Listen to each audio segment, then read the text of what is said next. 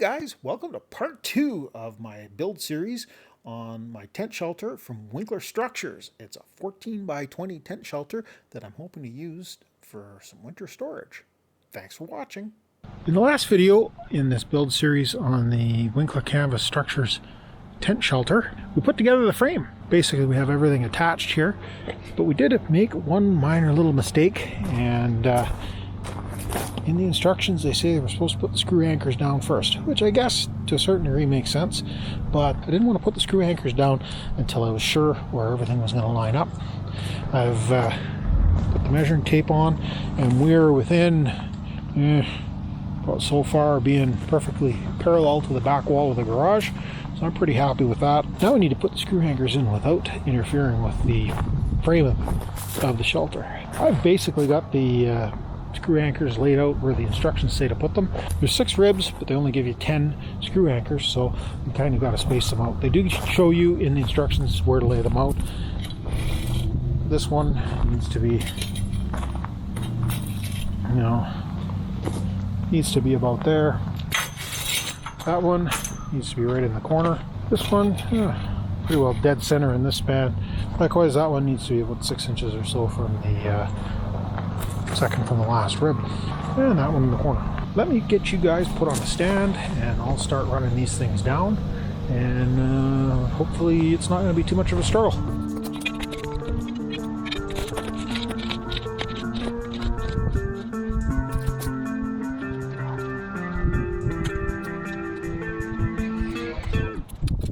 That went in the ground fairly well, but it is a middle of the span, and I was able to stick the bar right through the center of it. So that's probably the easiest one to put in. The other ones are going to be a little bit more of a challenge in around the corner and in around the other pipes. I've got the 5 anchors in on this side. Took a little bit of exercise to get those down, but it's not too bad. Before we do the other side though, I wanted to double check the square, and I'll show you how we go about doing that. Measure corner to corner, and corner to corner, and ideally they should be pretty close to the same thing. A little bit of duct tape holding the end of the tape in the corner, as I am working by myself. And we are 7 meters and 39 centimeters. We are 7 meters and 31 centimeters. So we are a little bit out of square. Not bad, but a little bit.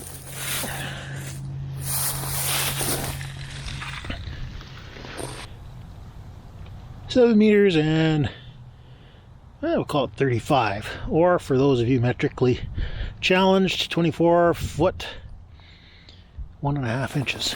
Let me measure across the other way, and I'll bring you back and we'll see where we're at. We are pretty close to 7 meters and 35 centimeters. So I would say we're pretty close to being square. Now I'm going to put these other augers in, and it should give us the building pretty much where we want it to be. Well, I'll bring you guys back once I get some more of these anchors in place. And well, that was a job. All 10 of those screw-in anchors are in place, and if you're seeing it in the camera that the center of the wall is bowed out a little bit, that's not just the lens on the camera or your imagination. It appears that they are slightly bowed out. Well, my thinking is that for not a lot of difference in the size of the tent, that should give me a couple of inches of extra storage along the walls. So I think we'll leave well enough alone. We'll try and straighten that out. Definitely those screw anchors take a bit of energy to get them in. The top layer is granular A. There's fairly heavy granular B underneath that. That was the hard part to get through. And then undisturbed topsoil underneath. And with these anchors going in as far as they are, I think we should have a good solid hold on Mother Earth. So I'm going to shut it down for this evening and clean up the tools, and we'll come back at this in the morning, which will be a few seconds for you, and we'll start stringing some tarps up. We've reached the point where it's time to start looking at the tarp. This large sausage roll that we've got going on here is the main tarp. Over there in the distance you can see the solid end, and the door end is sitting against the wall over here. Step 1 for installing the tarp is that we need to join these 2 pipes together, and this is where things are a little bit confusing, but not too bad. On the instructions they show that a crimped connector is supposed to be used to splice the two pipes together with a couple screws in it. However, the kit didn't come with crimped connectors. What it came with was a couple of chunks of, looks to be about 12-inch long. It's a smaller diameter pipe that fits fairly snug on the inside of those pipes that we're going to be putting in to stretch the tarp over. Pretty sure that this is what we're supposed to use, and we'll need to mark a midpoint and install them in the end of the pipe. Let me get you guys put up on a stand, and I'll grab the pipes and start putting those together.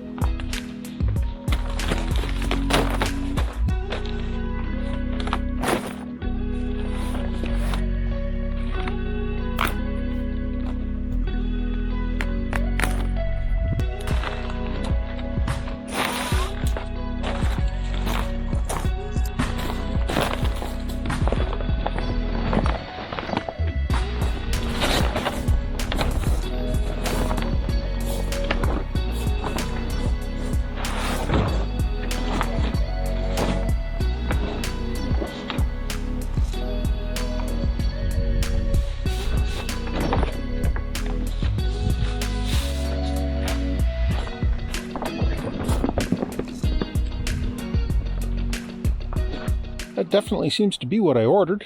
Gray on the ends, or silver, and white cover. Should stand up fairly well to UV, I hope. The pipe that we've put together here has to slip through this pocket all the way down the length, and then we're going to have to get that to go up over the top.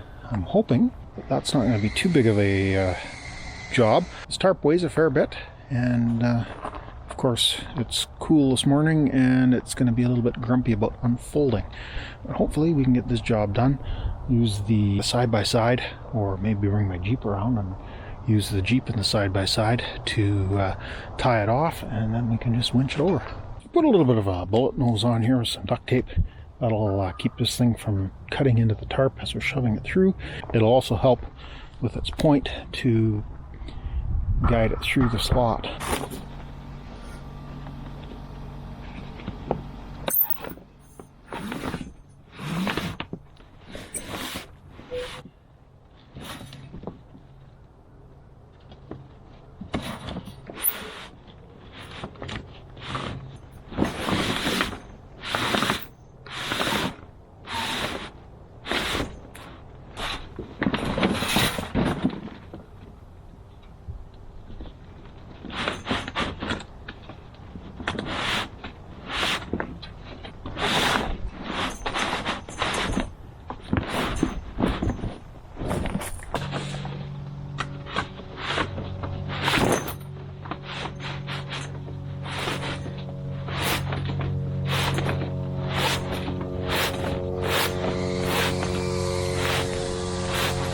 With the pipe installed, this critter is going to be a little bit heavier than I was expecting it to be.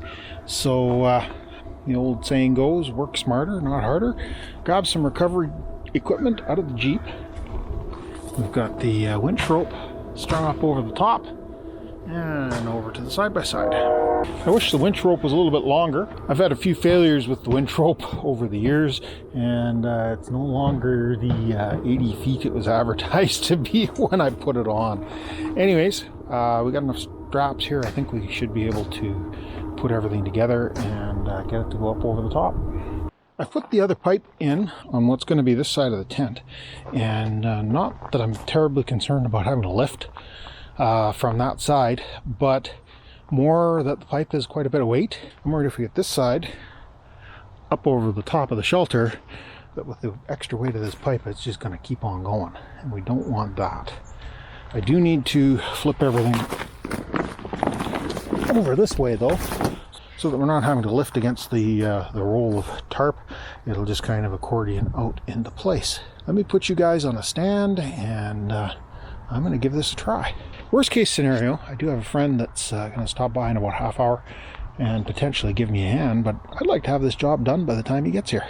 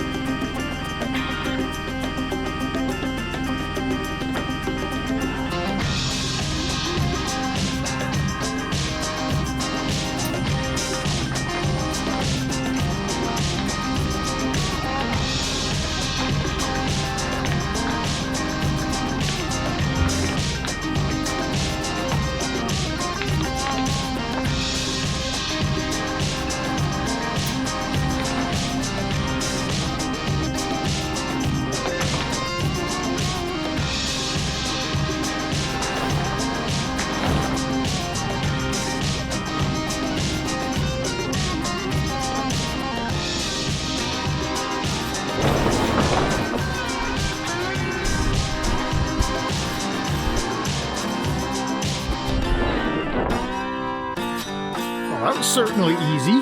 That one much easier than I was expecting it to. May as well make electricity do the job for us rather than fighting it by hand. It's not quite even. We still got to come a little bit further forward here.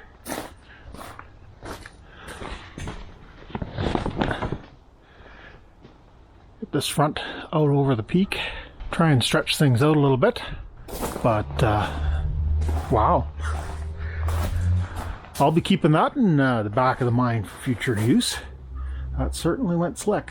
Now I need to look at the instructions and see what the next step is. I was expecting to be fighting with this half the morning. We've got the tarp basically in place, fairly close side to side, but we are a little bit towards the back. I just have the straps held in place loosely, but we do have a problem, and I'm not sure what the answer is. I'm hoping something will become a little more clear as we proceed with the instructions. But you'll notice down here we've got our center ring that is located where the instructions said to put it, but it doesn't line up with a notch in the tarp to use to strap it down. We've got notches in the tarp where the tube crosses each rib. This ring and this ring are fairly close. I think we can make those work. But that center one is nowhere near either one of those notches where we're going to get around that pipe. Hopefully something will become a little clearer when we get it further into the instructions. But as of right now, all I've done is loop this around the bottom pipe, and we'll call it good enough for the time being. I've got my scaffolding fairly close to the front of the tent, and I'm going to climb up on there and see if I can get, I'm going to say probably about 3 inches is all we really need. And if I'm not able to pull it over the top of the structure, that 3 inches, you can see here we've got our lace holes all the way up and around, and we can do the lacing on there and use that to pull the tarp forward a few inches. And you can see the tarp is basically at the gray line at the front, and we're, give or take 6 inches at the back here. Let me put you guys on a stand. I'll see if I can push this thing around a little bit, and if not, we'll start the strapping and use that.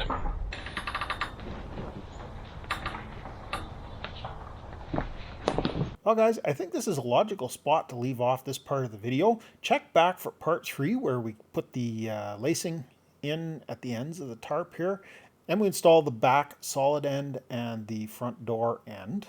Thanks a lot for stopping by. Can you give me one of those thumb up things? Give me a like if you got this far in the video. And if you haven't done so, can you consider subscribing to the channel? Appreciate having you join the list. And we'll catch you guys in the next mess. Thanks for watching.